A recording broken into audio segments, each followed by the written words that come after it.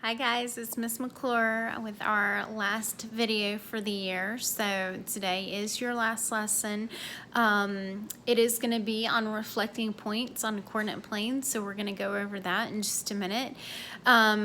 So you have had 10 distant learning assignments after today. Today's the 10th one. So today is your last math day. If you have not completed all 10, and at the end of this video, I'll remind you what all 10 are. If you have not completed all 10, remember that you need to go back and complete those within the next couple of weeks. All right, so today our lesson is on reflecting points on a coordinate plane. And when I think of reflections, I think of like a reflection in a mirror. So like a mirror image, and that's sort of what it is on a coordinate plane. So let me just flip it over here. So I have my coordinate plane all set up, and then I have the point 3, 1. And today's, you do not have an IXL skill for today. It's only going to be a Google form. So there's going to be questions like, reflect this point across the x-axis. So all you would do is we are just flipping this point across the x-axis, and so it would see a mirror image. So if we look, this is our x-axis, and it is 1 away from the x-axis, above the x-axis. So if we reflect it over the x-axis, instead of being 1 away, so see how it's 1 away above it, now I'm going to make it 1 away below it. So the reflected point would be here, and the new reflected point would be 3, -1. So if I'm reflecting a point across the x-axis, it's how many spaces away from the x it is. Let's take that same point, 3, 1, and reflect it across the y-axis now. So now I'm going to my y-axis, and I'm going to count how many it is from my y. So this would be 1, 2, it is 3 to the right of the y-axis. So now instead of making it 3 to the right of the y-axis, I'm going to make it 3 to the left. 1, 2, 3. So my new point would be right here. It would be at -3, 1. So this is the point 3, 1 was my original point. If I reflect it across the x-axis, it would be 3, -1. And if I reflect it across the y-axis, it becomes -3, 1. All right, let's do another one. Let's use -2, -4 as our original point. So -2, -4 right here. Okay. So -2, -4, and I want to reflect it across the x-axis. Well, here's my x-axis, okay? So I'm going to count how many spaces it is already away, and that's, I guess, not really -2, but let's pretend I don't have any lines on my thing. So away from the x-axis. So that would be 1, 2, 3, and 4. So 4 spaces below my x-axis. So I'm reflecting it this way now. So it's going to be the same number of spaces, 1, 2, 3, above. So now my new point is -2, 4. All right, so that's reflecting it over the x-axis. Now let's reflect it across the y-axis. So how many spaces is it from the y? So it's 1,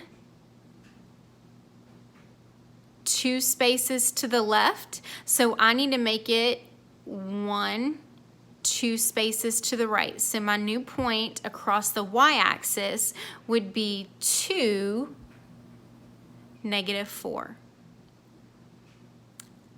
Okay? Now, if you did not have points on a graph, let's just go back to our original points. So I do not have an eraser. Hold on, guys. I'm running across my kitchen to get an eraser. Here we go. Sorry about that. Okay, so I have used this easel so much during this distant learning that it broke. I don't remember if you heard in my last video, like it wouldn't stay up, but it is broken now. So, okay, so our original points, we used 2 of them. Let's do 3, 1 first. And when I put it across the x-axis, it became 3, -1, because there's a pattern here. And when I put it across the y-axis, it became -3, 1. So look, when you are reflecting a point across the x-axis, the x-coordinate stays the same. Look, the x-coordinate stays the same across the x-axis. The y-coordinate becomes the opposite sign. So it's positive here, it's negative here. When you reflect a point across the y-axis, the y-coordinate stays the same now, and your x-coordinate becomes the opposite of what it was. So it's positive here, it's negative here. So if you are reflecting across the x, your x stays the same, your y takes the opposite sign. When you are reflecting across the y, your y stays the same, and your x takes the opposite sign. So when I mean by opposite, if it was originally positive, it's now negative, and if it was originally negative, it becomes positive. Okay, let's look at the other one we did. We did -2, -4 was our other original point.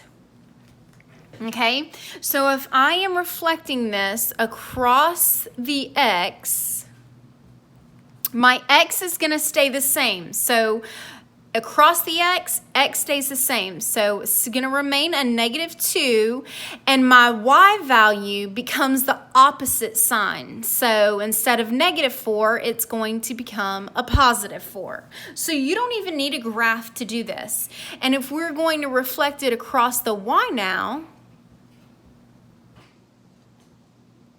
our y value stays the same, and our x is the opposite. So the opposite of -2 would be a +2, and our y value stays a -4. Okay? Let's just go ahead and do another example without a graph, just so we can make sure that we understand how to do it without a graph. I know some of you were confused like the last time. Oh, do not panic. Do not panic. Okay. This is when things get crazy. All right, hold on, guys. There's an up close and personal view of my plant. Okay, got it. Okay, so let's say we're going to reflect the point 3, -9. Okay, so that's our original point, and it asks for us to reflect it across the x-axis. So when we reflect it across the x-axis, remember our x value stays the same. So our 3 is going to stay the same, and our y value becomes the opposite. So it would be 3 and then a +9. And then same thing if we reflect it across the y-axis, our y value stays the same and our x becomes opposite. So the opposite of a positive 3, which it originally is a negative 3, and then our y value stays the same, so negative 3, negative 9. Okay guys, that was kind of crazy video. You got to run all over my kitchen and my easel fell down. It's a good thing this is our last video. Who knows, everything's falling apart around here.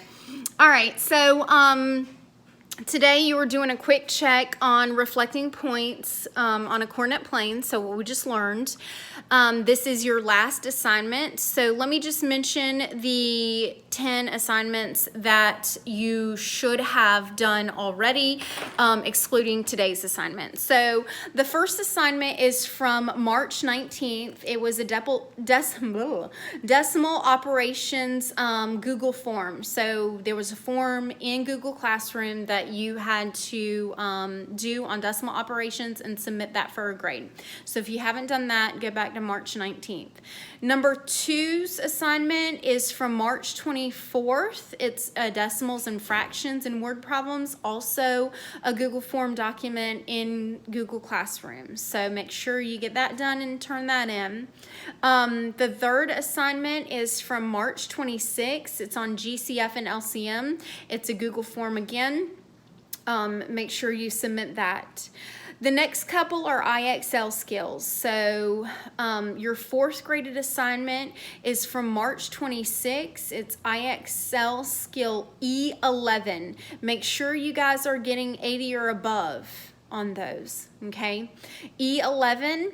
Then your next IXL skill is from April 2nd. It's O3.